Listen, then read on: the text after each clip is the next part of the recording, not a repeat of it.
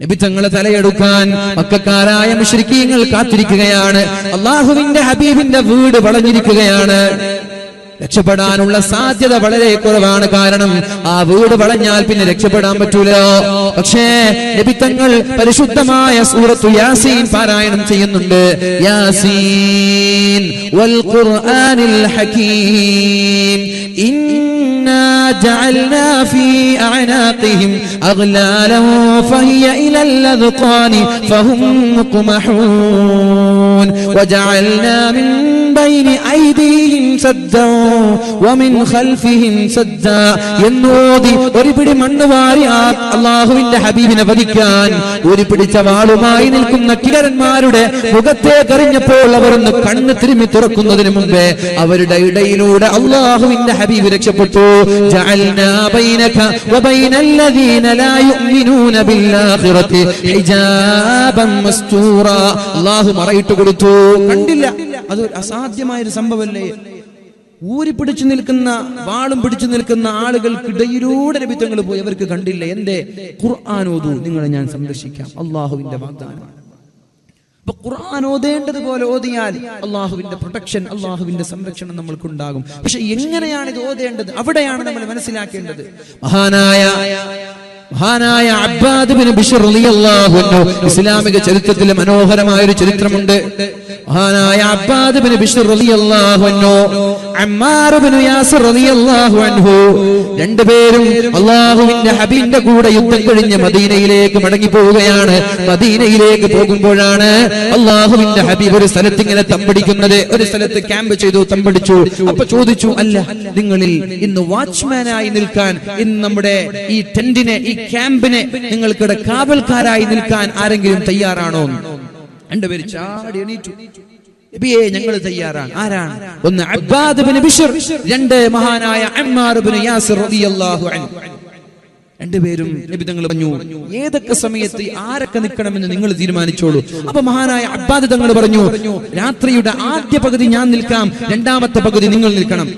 യുദ്ധം കഴിഞ്ഞ് മടങ്ങി വരാൻ, ആ യുദ്ധത്തിൽ തോറ്റുപോയ സൈന്യം തിരിച്ചു വന്ന് മഹാന്മാരായ പ്രവാചകന്മാരെ ആക്രമിക്കാനുള്ള സാധ്യതയുള്ളത് കൊണ്ടാണ് രണ്ട് കാവൽക്കാരെ വെച്ച് മഹാനായ നബി തങ്ങൾ ഉറങ്ങാൻ കൊടുക്കുന്നത്. അബ്ബാദ് ബിൻ ബിശ്ർ റളിയല്ലാഹു അൻഹു പറഞ്ഞു, അമ്മാറേ, നീ ഉറങ്ങിക്കോളൂ, ഞാൻ എന്റെ സമയം കഴിഞ്ഞാൽ നിന്നെ വിളിക്കാം. രാത്രിയുടെ രണ്ടാമത്തെ പകുതിയിൽ എണീറ്റാൽ മതി. എല്ലാരും ഉറങ്ങി. കൂർക്കം വലിക്കാൻ നിശയുടെ നിശബ്ദത, കൂരിരുട്ടിൽ ആ ശ്മശാന മുഖതയിൽ പച്ചിലകളും മരങ്ങളും കല്ലുകളും അള്ളാഹുവിന്റെ വേണ്ടി തസ്ബീഹ് ചൊല്ലുന്നത് പോലെ മഹാനായ അബ്ബാദ് തങ്ങൾക്ക് തോന്നാണ്.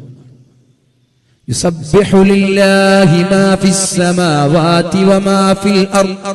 ഭൂമിയിലുള്ള സകലമാന വസ്തുക്കളും ആകാശങ്ങളിലുള്ളവരും അല്ലാഹുവിനെ തസ്ബീഹ് ചൊല്ലുന്നുണ്ട്.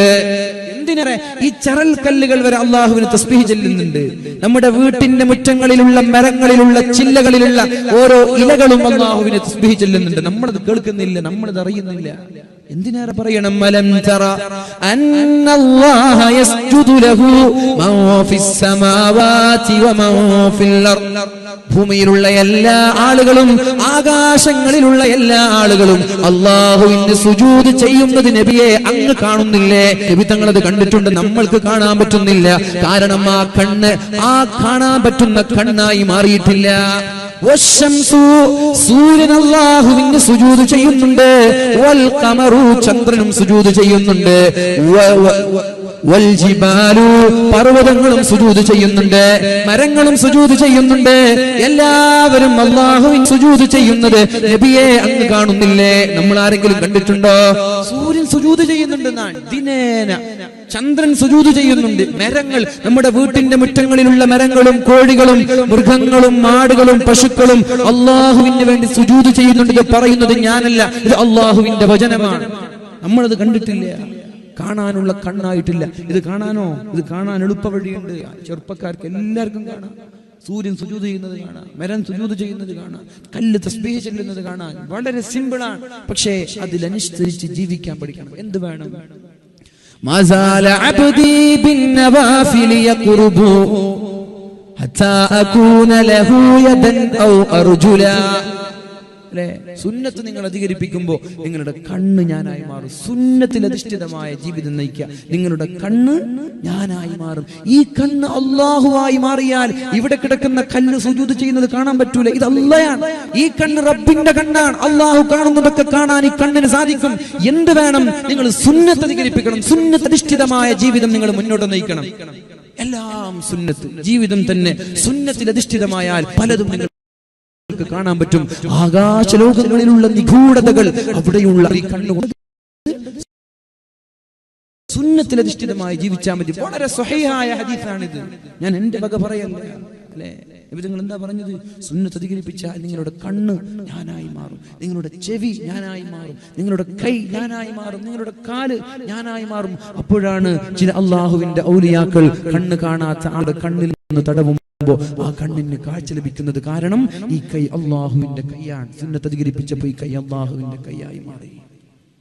ചില ആളുകൾ മന്ത്രിച്ചൂതുമ്പോ ക്യാൻസറിന് ശിഫ ലഭിക്കുന്നത് ഈ ചുണ്ട്, ഈ നാവ് റബ്ബിന്റെ നാവായി മാറി.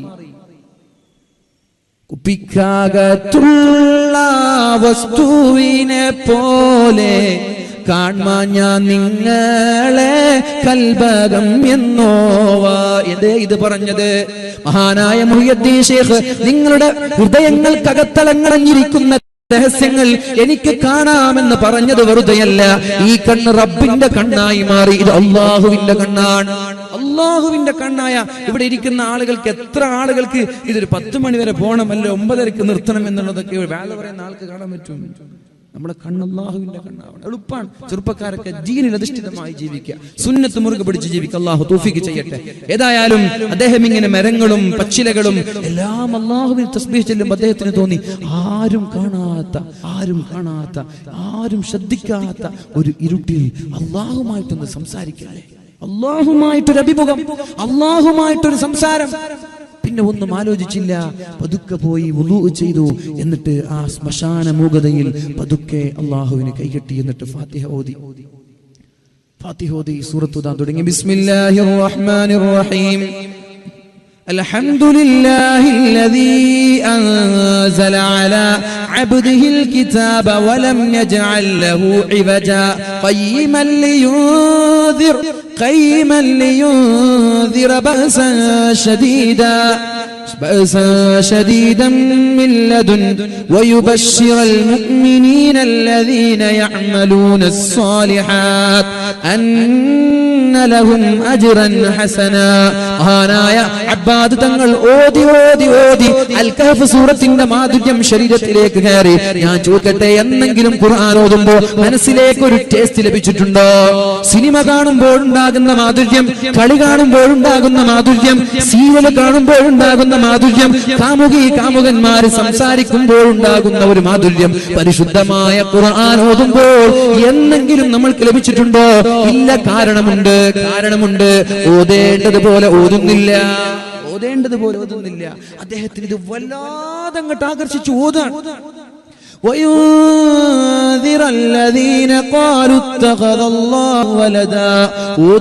ഓതിക്കൊണ്ടിരിക്കുമ്പോ ദൂരെ നിന്നൊരമ്പ് ശരീരത്തിലേക്ക് തുളച്ചു കയറാൻ, ശരീരത്തിലേക്ക് ഒരു അമ്പ് തുളച്ചു കയറി രക്തം വാർന്നൊലിക്കാൻ തുടങ്ങി. പക്ഷേ ഈ അൽ കഹഫിന്റെ മാധുര്യത്തിൽ അദ്ദേഹം നിസ്കാരത്തിൽ നിന്ന് കൈപേക്ഷിച്ചില്ല. നമ്മളോ കൈകെട്ടാൻ പെട്ടെന്നാണ് ഒരു കൊതുകടിക്കുന്ന ഫാത്തിഹ ഓതുന്നത് പോലെ അറിയാതെ കൊതുകടിച്ചാടി, അല്ലെങ്കിൽ പല്ലിങ്ങനെ ഒരു പ്രാണിയെ പിടിക്കാൻ പോവാൻ നമ്മളതിങ്ങനെ ഇമാമിങ്ങനെ ഓതാൻ, പല്ലിങ്ങനെ പ്രാണി പിടിക്കാൻ പോകുമ്പോൾ നമ്മളിങ്ങനെ നോക്കി പല്ലി അറ്റാക്ക് ചെയ്യുമ്പോൾ ഇല്ലേ സംഭവിക്കാറില്ല? നമ്മുടെ ജീവിതത്തിൽ സംഭവിക്കാറില്ല ഈ സംഭവങ്ങൾ. എന്തേ നമ്മൾക്ക് അതിലൊരു മാധുര്യം ലഭിക്കുന്നില്ല? അതാണ് ഇദ്ദേഹം ഓതി. ഒന്നാമത്തെ അമ്പ് ശരീരത്തിലേക്ക് തുളച്ചു കയറി, ശരീരത്തിൽ നിന്ന് രക്തം ഇങ്ങനെ വാർന്നൊലിച്ചു കൊണ്ടിരിക്കുമ്പോ അദ്ദേഹത്തിന് ഈ ഖുർആനിനോടുള്ള, സൂറത്തുൽ കഹഫിനോടുള്ള മാധുര്യം കൊണ്ട്, ആ ഒരു ടേസ്റ്റ് കൊണ്ട് നിസ്കാരത്തിൽ നിന്ന് കൈപേക്ഷിക്കാൻ തോന്നിയില്ല. ഞാൻ ചോദിക്കട്ടെ, റെയിൽ പാളത്തിലൂടെ കാമുകിയുമായി ഹെഡ്ഫോൺ വെച്ച് സംസാരിച്ചു കൊണ്ടുവരുന്ന ഒരാൾ പിന്നിലൂടെ വരുന്ന ട്രെയിനിന്റെ ചൂളം വിളി എന്തേ കേൾക്കാത്തത്? എന്തേ കേൾക്കാത്തത്? ട്രെയിൻ ഇങ്ങനെ വരാൻ, ചൂളം വിളിച്ചു വരാൻ, പക്ഷേ തന്റെ കാമുകിയുമായി സംസാരത്തിലും സല്ലാപത്തിലുമാണ്. പക്ഷേ ഈ ചൂളം വിളി കേട്ടില്ല. കാമുകിയുടെ ശബ്ദത്തെക്കാളും ഉച്ചത്തിലുള്ള പെരുമ്പറ മുഴക്കിക്കൊണ്ട് ട്രെയിൻ വരുമ്പോൾ കേൾക്കാതെ ആ ട്രെയിനിന്റെ അടിയിൽ വീണ് ചത്തുപോവാൻ, ട്രെയിനിന്റെ അടിയിൽ വീണ് മരിച്ചു പോവാൻ. എന്തേ? അവന്റെ മനസ്സ് കൂടുതൽ എൻഗേജ് ആയി കിടക്കുന്നത് കാമുകിയുമായി, അത്രയും ലയിച്ചു കിടക്കാൻ. അപ്പോൾ ട്രെയിനിന്റെ ശബ്ദം കേൾക്കൂല, അടിച്ചാൽ അറിയില്ല, മോഷ്ടിച്ചാൽ അറിയില്ല, ഒന്നും അറിയൂല. അതേപോലെ മഹാന്മാരായ സ്വഹാബാക്കൾ ഖുർആനിൽ ലയിക്കുകയാണ്. ഒന്നാമത്തെ അസ്ത്രം ശരീരത്തിലേക്ക് തുറച്ചു കയറി രക്തം വാർന്നിരിച്ചിട്ടും ഖുർആൻ ഉപേക്ഷിച്ചില്ല, വീണ്ടും ഓതാൻ. രണ്ടാമത്തെ അമ്പും രണ്ടാമത്തെ അസ്ത്രവും ശരീരത്തിലേക്ക് കയറി ശരീരത്തിൽ നിന്ന് രക്തം ധാരധാരയായി ഒഴുകാൻ. വീണ്ടും മോതാൻ തുടങ്ങി. മനോഹരമായി അദ്ദേഹം ഒച്ച പോലും വെക്കാതെ. നോക്കണം നിങ്ങൾ, പച്ച ഇറച്ചിയിലേക്ക് അസ്ത്രം തുളച്ചു കയറുമ്പോഴുണ്ടാകുന്ന വേദന. മീശ മുറിക്കുമ്പോൾ നമ്മുടെ കത്രിക കൊണ്ട് ചുണ്ടൊന്ന് മുറിഞ്ഞാൽ, അല്ലെങ്കിൽ ഒരു പത്തിരി ചുടുമ്പോൾ ഗ്യാസ് സിലിണ്ടറിൽ നിന്ന് ഒരു തീപ്പൊരി, ഒരു സ്പാർക്ക് കയ്യിലേറ്റാൽ എത്ര വിഷമമാണ് നമ്മൾക്കുണ്ടാകുന്നത്. പച്ച ഇറച്ചിയിലേക്ക് അസ്ത്രം തുളച്ചു കയറാണ്. മൂന്നാമത്തെ അസ്ത്രവും തുളച്ചു കയറി. ഞാനിപ്പോൾ മരിച്ചു വീഴുമെന്ന് പേടിച്ചപ്പോ തന്റെ നിസ്കാരത്തിൽ നിന്ന് കൈവേശിച്ചുകൊണ്ട് അമ്മാർ അമ്മാർ എന്ന് പറഞ്ഞ അമ്മാറിനെ വിളിക്കാൻ. എന്തു പറ്റി? നോക്കുമ്പോ ശരീരം മുഴുവനും രക്തം കൊണ്ട് കുടിച്ചിരിക്കുകയാണ്. എന്തു പറ്റി അബ്ബാദ്, എന്തു പറ്റി എന്ന് ചോദിച്ചപ്പോ മഹാനായ അബ്ബാദ് തങ്ങൾ പറഞ്ഞു, അമ്മാറെ, ശരീരത്തിലേക്ക് ആരോ അമ്പ് ചെയ്ത് വിട്ടു. അന്ന് നേരത്തെ പറയാമായിരുന്നില്ലേ? അദ്ദേഹം പറഞ്ഞു, ഒരു തവണ, രണ്ട് തവണ, മൂന്നാമത്തെ അമ്പ് എന്റെ ശരീരത്തിലേക്ക് തുളച്ചു കയറിയപ്പോ ഞാൻ പറയാനുള്ള കാരണം, ഞാനെങ്ങാനും മരിച്ചു പോയാൽ ആ കാപാലികൻ, ആ ശത്രു നേരെ ഈ ക്യാമ്പിലേക്ക് വന്ന് എന്റെ ഹബീബിനെ പോറലേൽപ്പിക്കുമല്ലോ. ഹബീബിനോട് വാച്ച്മാനായി നിൽക്കാൻ പറഞ്ഞതല്ലേ? ഹബീബ് ഏൽപ്പിച്ച ഉത്തരവാദിത്വം ചെയ്യാതെ മരിച്ചാൽ അത് പിഴവാവൂലേ? അതുകൊണ്ടാണ് ഞാൻ കൈവേക്ഷിച്ചത്. ആയിരക്കണക്കിന് അമ്പുകൾ എന്റെ ശരീരത്തിലേക്ക്, നാല് ഭാഗത്ത് നിന്നും തുരുതുരാ എന്റെ ശരീരത്തിലേക്ക് കയറിയാലും ഈ സൂറത്തുൽ ഖഹ്ഫിൽ നിന്ന് ഞാൻ വിട പറയുമായിരുന്നില്ല എന്ന് പറയുമ്പോൾ ഇവർ ഖുർആനിൽ ലയിച്ചവരാണ്. നമ്മൾ ഖുർആൻ പേരിന് വേണ്ടി ഓതുന്നവരാണ്.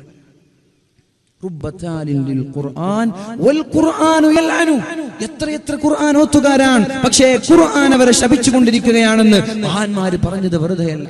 എന്തിനേറെ പറയണം എന്റെ പ്രിയമുള്ള സഹോദരിമാരെ, വളരെ ഗൗരവത്തോടെ കേൾക്കേണ്ട ഒരു ആയത്ത് ഞാൻ ഓതിത്തരട്ടെ. ബിസ്മില്ലാഹിർ റഹ്മാനിർ റഹീം. അല്ലാഹു റബ്ബ് സുബ്ഹാനഹു വ തആല പരിശുദ്ധമായ ഖുർആനിൽ പറയാണ്, എങ്ങനെയാണ് നിങ്ങൾ ഖുർആൻ ഓതേണ്ടത്, എങ്ങനെയാണ് ഖുർആൻ ഓതേണ്ടത്. പരിശുദ്ധ റസൂലുള്ളാഹി സ്വല്ലല്ലാഹു അലൈഹി വസല്ലമ തങ്ങൾ ഖുർആനിലൂടെ പറഞ്ഞു തരികയാണ് എന്തിനാണ് ഈ ഖുർആനിനെ ഇറക്കിയത്. കിതാബുൻ അൻസൽനാഹു ഇലൈക മുബാറകുൻ ലിയദ്ദബ്ബറു ആയാതി. ഇതിന്റെ ആയത്തുകളെ ചിന്തിക്കാനാണ് ഞാൻ നിങ്ങളിലേക്ക് ഖുർആൻ ഇറക്കിയത്. ലിയദ്ദബ്ബറു ആയാതി, ഇതിന്റെ ദൃഷ്ടാന്തങ്ങൾ ആലോചിക്കാനാണ്, ഇത് പഠിക്കാനാണ്, അല്ലാതെ ഖുർആൻ ഓതിവിടാനല്ല. ലിയദ്ദബ്ബറു ആയാതി എന്ന് പറഞ്ഞാൽ ഓരോ ആയത്തുകളും സൂക്ഷ്മമായ പരിശോധന നടത്താനാണ്. ഉസ്താദേ, ഞാൻ പഠിച്ചില്ലല്ലോ, അത് പറയാൻ പറ്റൂല. നിങ്ങൾക്ക് ഇംഗ്ലീഷ് അറിയൂലേ, നിങ്ങൾക്ക് ഹിന്ദി അറിയൂലേ, നിങ്ങളുടെ മക്കളെ നിങ്ങൾ ഇംഗ്ലീഷ് പഠിപ്പിച്ചിട്ടില്ലേ, നിങ്ങളുടെ മക്കളെ നിങ്ങൾ ഹിന്ദി പഠിപ്പിച്ചിട്ടില്ലേ, എന്തേ അറബി പഠിപ്പിക്കാത്തത്? എന്റെ അറബി പഠിക്കാനുള്ള സംവിധാനങ്ങൾ ഇവിടെ ഉണ്ടല്ലോ, പഠിക്കാനുള്ള സൗകര്യമുണ്ടല്ലോ. അതുകൊണ്ട് എനിക്ക് മലയാളമേ അറിയുള്ളൂ, എനിക്ക് അറബി അറിയൂല എന്നൊരു എക്സ്ക്യൂസ് പറയാൻ പറ്റൂല. കാരണം എന്തുകൊണ്ട് പറയാൻ പറ്റൂല?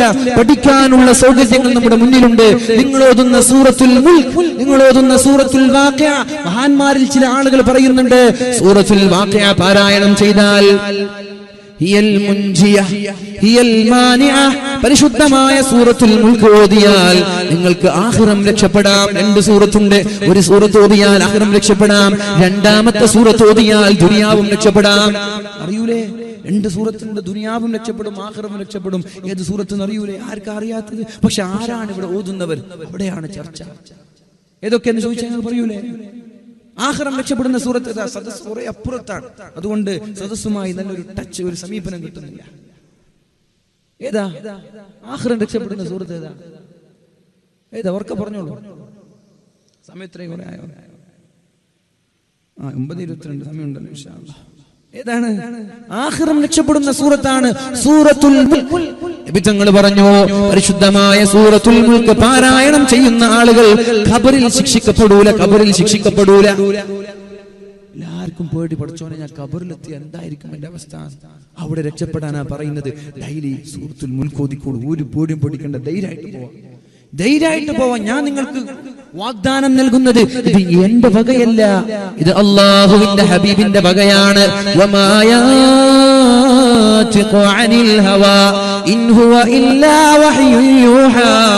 ഇത് അള്ളാഹു പറഞ്ഞ വിഷയങ്ങളാണ്. അള്ളാഹുവിന്റെ ഹബീബ് സ്വമേധയാ ഒന്നും പറഞ്ഞിട്ടില്ല.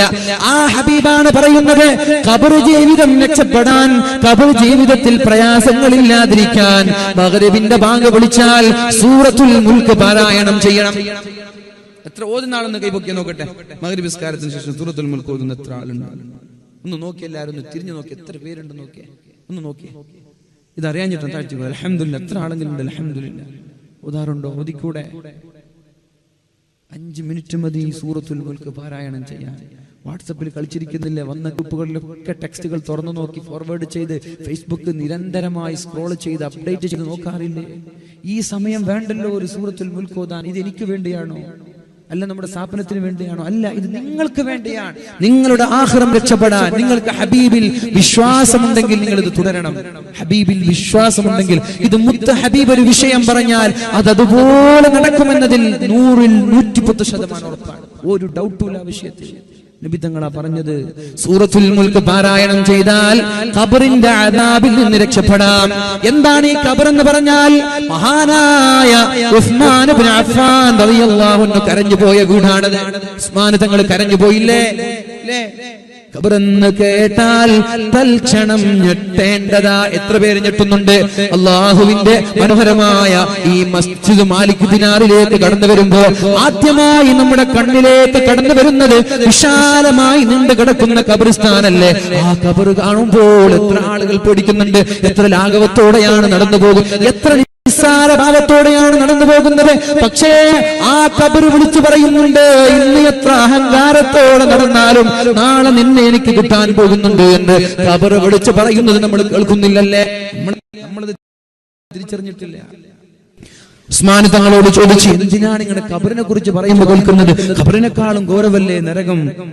ഖബറിനെക്കാളും ഗൗരവമല്ലേ മഹ്ശറ? ഖബറിനെക്കാളും ഗൗരവമല്ലേ സിറാത്ത്? നിങ്ങൾ എന്തിനാ ഈ ഖബറിനെ ഇങ്ങനെ പേടിച്ചു കരയുന്നത്?